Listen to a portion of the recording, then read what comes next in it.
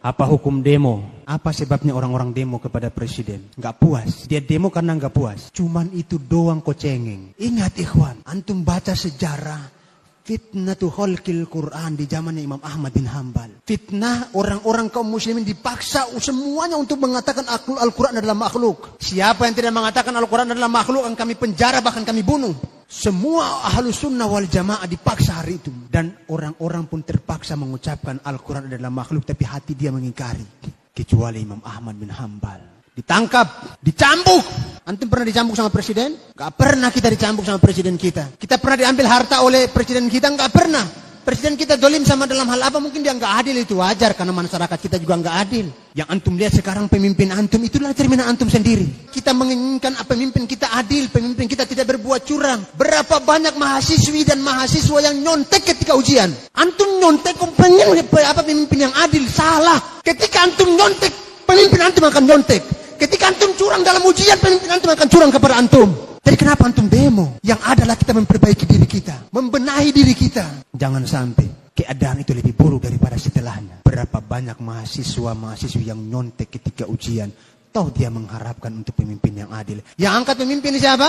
Yang nyontek tadi. Yang nyuri tadi yang nyontek. Yang kerjasama tadi yang angkat pemimpin. Bagaimana pemimpin kita mau jujur? Bagaimana pemimpin kita mau adil kalau antum yang angkat pemimpinnya? Sekarang kita kenapa demo? Kenapa kita protes? Jujur ketika anda lihat orang-orang demo itu benci kali anda sama. Bukan anda benci kepada orang Islam, tapi anda benci dengan perilaku mereka demo. Ingat Imam Mujahid ketika menafsirkan ayat doa orang-orang mukmin, waja'alna lil muttaqina imama, dan jadikanlah untuk kami Allah pemimpin-pemimpin yang bertakwa di antara kami. Apa kata Imam Mujahid? Kalian tidak akan mendapatkan pemimpin yang bertakwa illa antasluka maslakal muttaqin, kecuali kalian berpedoman sebagaimana pedoman orang-orang yang bertakwa, baru kalian akan mendapatkan pemimpin yang bertakwa. Sampai-sampai para ulama kita mengatakan apa?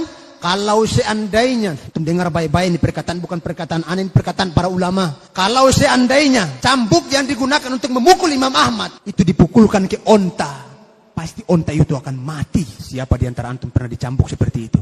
Itu babak belur ini semua Imam Ahmad ini. Ulama yang punya jutaan umat, yang punya jutaan pengikut. Sampai muridnya ketika melihat tadi itu mengatakan apa? Wahai Imam Ahmad, kalau seandainya kau memerintahkan kami untuk bunuh dia, kami akan bunuh dia. Bukan sekedar demo. Orang-orang dulu lebih berani daripada kita. Kalau seandainya kau mengatakan kepada kami, wahai Imam, untuk menghunuskan pedang untuk kami berontak, kami akan memberontak kepadanya. Apa kata Imam Ahmad bin Hambal? Kalian harus sabar dan taat kepada pemimpin kalian. Kita belum ada apa-apanya, ikhwah. Belum seberapa cobaan yang ada. Ada yang mengatakan, Ustadz, kalau kita diam saja, negara kita ini jadi apa? Ustadz, kalau kita diam saja, agama Islam ini mau dikemanakan? Dulu pertanyaan ini pernah ditanyakan kepada Nabi. Salah seorang sahabat bertanya, ya Rasulullah, ketika dikatakan oleh Nabi, akan datang di akhir nanti, di zaman-zaman setelahku nanti, para orang-orang yang berjasad manusia, tapi berhati syaitan. Pemimpin-pemimpin yang zalim kepada rakyatnya, yang tidak berbuat adil kepada rakyatnya. Apa kata Nabi Muhammad SAW?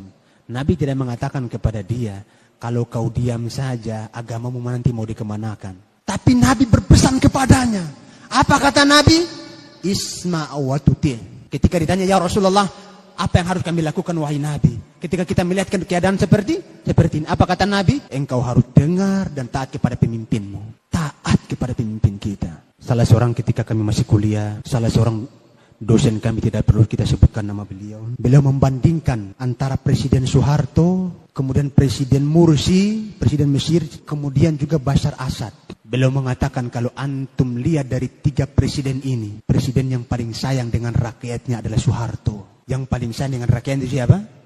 Soeharto. Ketika terjadi kudeta, itu banyak militer yang masih senang sama dia. Kalau hari itu dia mempertahankan jabatannya sebagaimana jabatannya Mursi mempertahankan jabatannya, habis semuanya itu masyarakat yang ada di lapangan Merdeka. Ditembak mati semuanya. Kalau dia suruh waktu itu. Tapi karena dia sayang kepada kaum muslimin, dia rela mengundurkan dirinya. Bila diturunkan itu mau menghilangkan apa?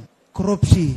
Tapi semakin baik enggak korupsinya? Semakin buruk. Makanya benarlah kata Syekhul Islam Ibnu Taimiyah ketika membahas masalah ini, beliau mengatakan tidaklah satu pemimpin pun dikudeta, melainkan pemimpin setelahnya jauh lebih buruk daripada pemimpin yang dikudeta. Tidaklah satu pun pemimpin dikudeta. Antum harus patang telinga baik-baik. Tidaklah satupun pemimpin dikudeta, melainkan akan datang pemimpin setelahnya jauh lebih buruk daripada pemimpin yang dikudeta. Betul apa yang dikatakan oleh ulama kita. Ulama kita mengukur dengan ilmu, bukan mengukur dengan perasaan. Sehingga ulama kita sekelas Imam Ahmad bin Hanbal, apa kata dia? Kalian harus bersabar. Bersabar itu jauh lebih baik daripada kalian memberontak. Demo hendaklah jangan antum ikuti. Ketika antum didemo oleh masyarakat satu RT, antum malu nggak kira-kira? Antum malu kan? Ini pemimpin kita di demo, yang namanya dikenal oleh semua orang, dipermalukan di hadapan masyarakat, belum di kalangan masyarakat. Apakah layak seperti itu kita sebagai agama Islam? Apakah layak seperti itu kita sebagai umat Islam? Apakah layak seperti itu kita sebagai umat yang beradab, umat yang berakhlak, umat yang berperadaban? Tidak ada solusi kecuali kita harus bersabar. Tidak ada jalan yang lebih selamat kecuali mengamalkan wasiat Nabi. Isma' wa tuti'. Wa in daraba dhahraka wa akhadha malak. Engkau tetap dengar kepada pemimpinmu dan taat kepada pemimpinmu meskipun dia memukul pundakmu dan mengambil